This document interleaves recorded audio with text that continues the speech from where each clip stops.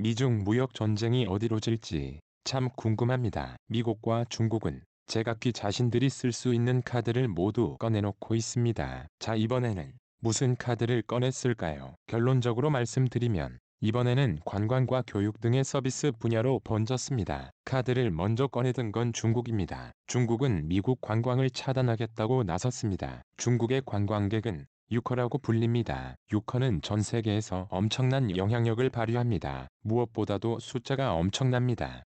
그리고 소비량도 어마어마하죠. 한때 사드 보복 문제로 유커들이 우리나라의 발길을 끄는 적이 있습니다. 관광지를 비롯해 면세품 시장 등 경제의 각 영역에서 크고 작은 어려움을 겪었습니다. 중국이 미국을 향해서 이 카드를 꺼내든 겁니다. 이에 트럼프 정부도 지지 않고 맞불을 놓았습니다. 미국은 중국의 인재들을 타겟으로 삼았습니다. 지난달 미국 에모리 대학은 중국 출신의 교수 2명을 해고했습니다. 해고 사유는 정보를 빼돌릴 수 있다는 것입니다. 중국 유학생들의 취직도 급격히 나빠지고 있습니다. 미국의 주요 언론들에 따르면 미국 유학생들의 증가율이 계속 감소하고 있습니다.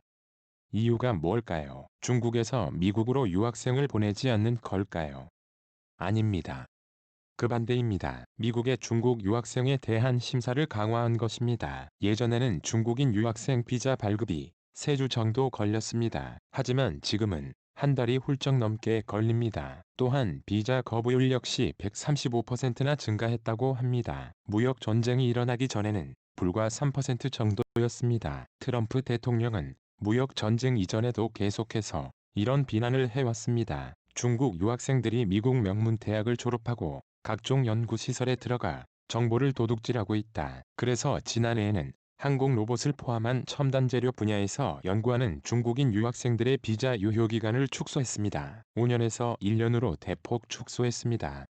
그런데 참 아이러니합니다. 미국의 조치에 중국이 맞대응을 하고 나섰습니다. 지난 3일 중국 교육부는 2019년 제1호 유학 경계령을 발표했습니다. 발표 내용에는 미국 유학을 희망하는 학생들과 학자들은 비자 문제 등 관련 위험성에 대해 좀 더 세심하게 주의를 기울이라는 것입니다. 그리고 중국의 언론들은 중국 유학생을 막으면 미국이 손해라는 입장을 내놓았습니다. 미국 교육 산업에 큰 충격을 줄 것이라는 겁니다. 중국인 유학생들은 미국 내 전체 외국인 유학생의 무려 3분의 1을 차지합니다. 미국 경제에 매년 130억 달러 규모의 기여를 한다는 연구 결과도 발표되었다고 합니다. 미중 무역 갈등이 심화하면서 중국인 유학생들은 미국 대신 영국, 캐나다, 호주 등으로 발길을 돌리는 추세라고도 전했습니다.